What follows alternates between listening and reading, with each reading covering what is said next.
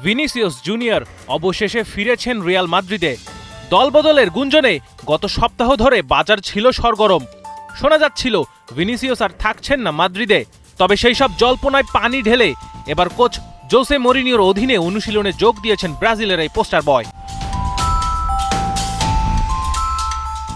সোমবার মাদ্রিদে ফিরে প্রথমে মেডিকেল পরীক্ষা দেন ভিনিসিয়াস।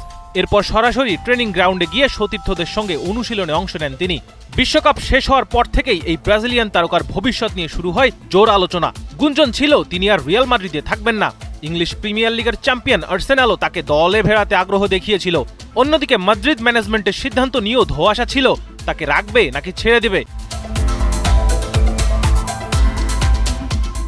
ভিনিসিয়াসের ভবিষ্যৎ নিয়ে জল্পনা আরও তীব্র হয় যখন লাইপজিগ থেকে ইয়ন দিওমান্দেকে দলে নেওয়ার প্রক্রিয়া শুরু করে মাদ্রিদ। বর্তমানে রিয়ালের সঙ্গে ভিনিসিয়াসের চুক্তির মেয়াদ রয়েছে 2027 সাল পর্যন্ত।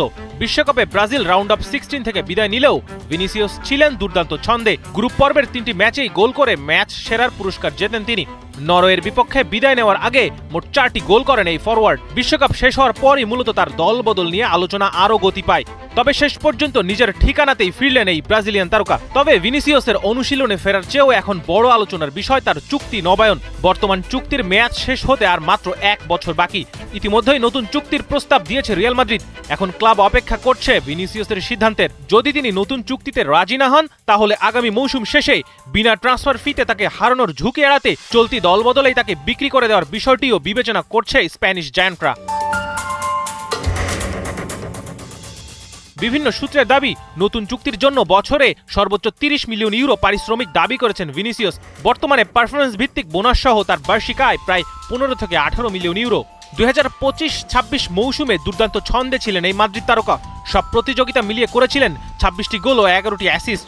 এখন সব আলোচনা আর গুঞ্জনের কেন্দ্রে একটাই প্রশ্ন, রিয়াল মাদ্রিদে ফিরে ভিনিসিয়াস কি আবারও নিজের সেরা ফর্মে ফিরতে পারবেন?